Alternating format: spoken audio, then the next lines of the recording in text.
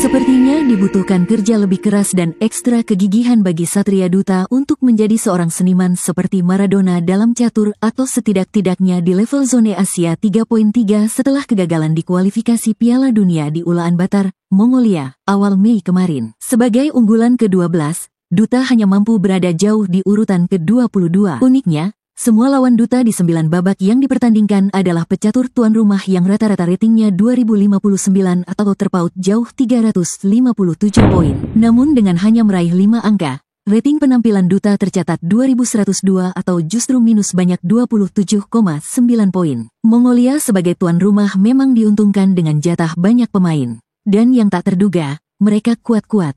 Sayangnya, gambaran Maradona yang mampu berkelat-kelit indah di tengah keroyokan di lapangan hijau belum terlihat pada Duta. Namun kita semua berharap suatu saat Duta juga akan bisa melakukan hal yang sama. Berikut ini salah satu lawan Duta yang menurut rating 2177, tapi nyatanya bisa meladeni permainan keras Duta. Satria Duta Cahaya, Naranbolt Sotbilek.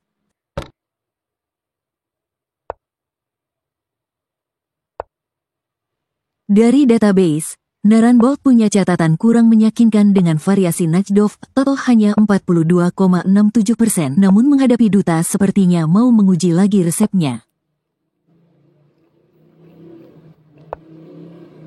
Langkah H5 atau juga H4 belakangan sudah menjadi tren. Bila putih kuda D5, maka menteri D8.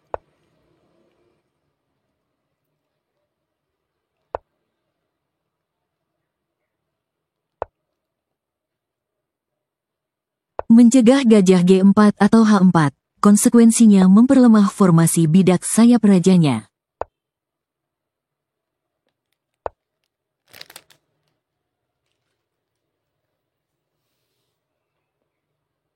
Satu keistimewaan Duta, suka membuat posisi jadi acak dan dinamis. Sayangnya putih agak kesulitan membenahi sayap rajanya.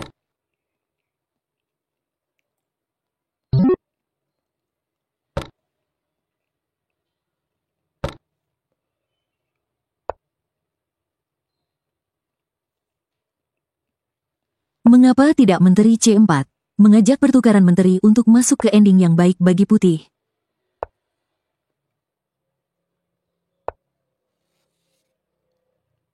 Gaya Duta, yang mungkin mau menyorot bidak B7.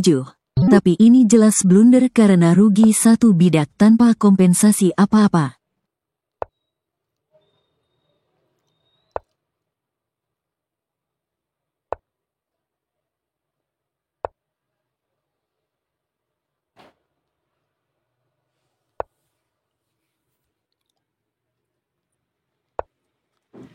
Tampak, pergerakan posisional hitam di sayap raja makin membuat putih terdesak.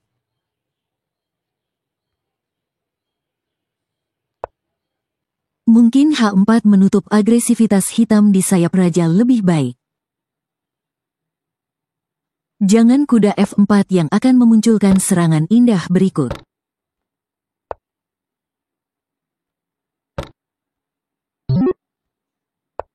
Dan benteng melayang.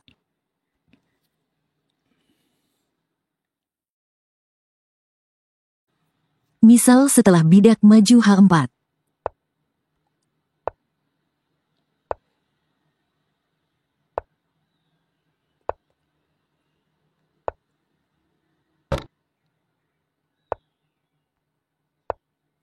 Dan putih punya serangan balik menteri E7 skak, di samping tekanan di lajur F dan bidak E6.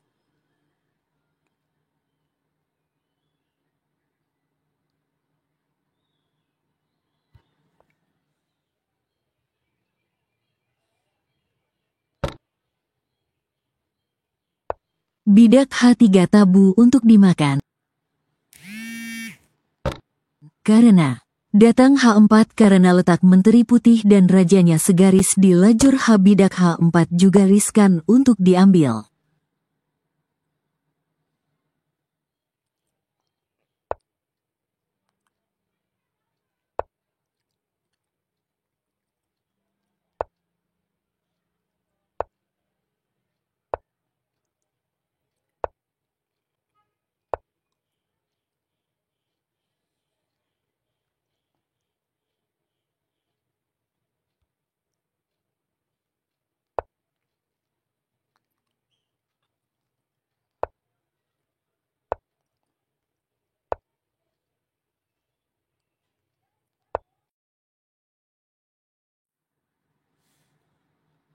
Bila kuda D4, menteri G3, hitam punya serangan yang kuat.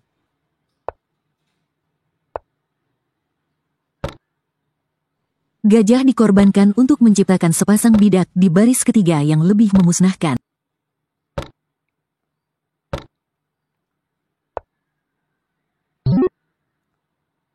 Terpaksa diambil benteng, kalau tidak, Raja G1 disusul bidak maju H2 jelas promosi menteri.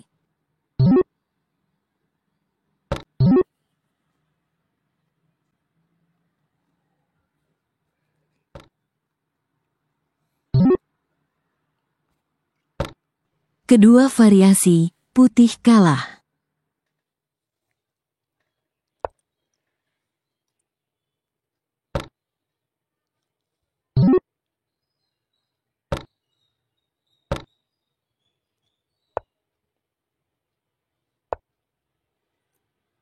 Setelah ketegangan mereda, putih hanya berupaya untuk menyelamatkan permainan, tapi infiltrasi Raja Hitam di sayap Raja yang akhirnya jadi menentukan kemenangan hitam. Kalau kuda makan G4 justru memberi kesempatan para perwira putih bergerak aktif.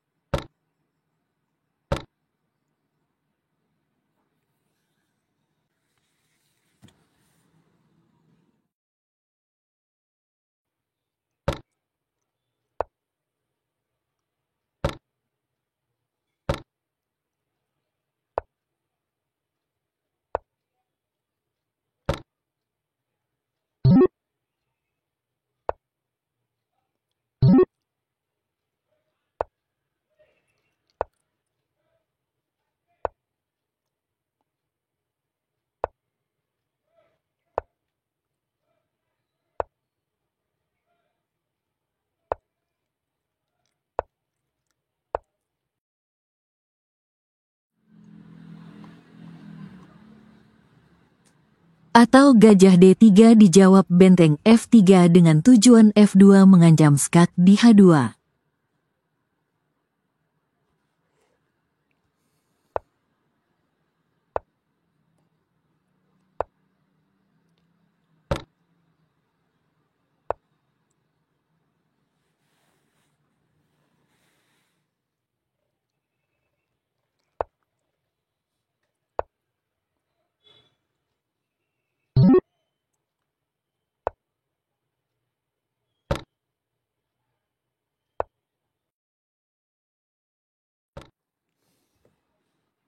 Bila bidak B4 juga sama saja kalah.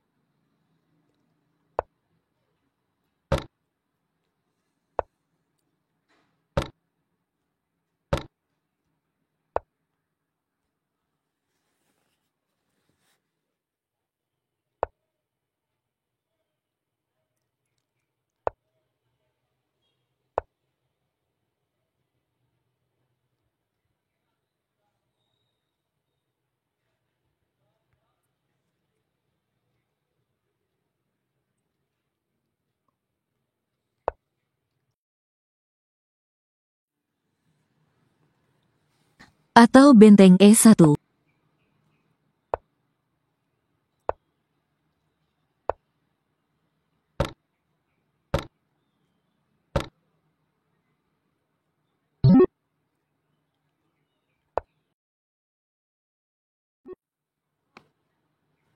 Atau Raja F1 dijawab bidak H2 dan promosi menteri tak terhindari.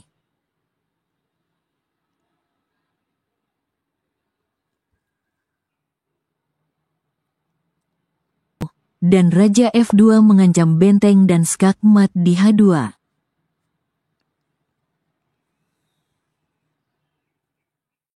Putih memang tidak bisa berbuat banyak lantaran posisi rajanya yang benar-benar buruk. Dan setelah bidak maju H2, duta menyerah.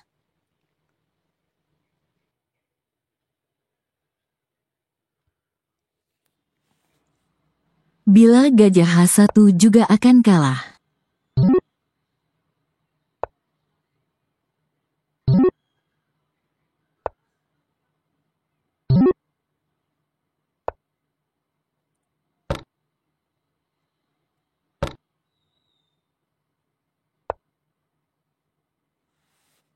Dan Raja bergerak ke F2 disusul G1 mengancam Gajah H1.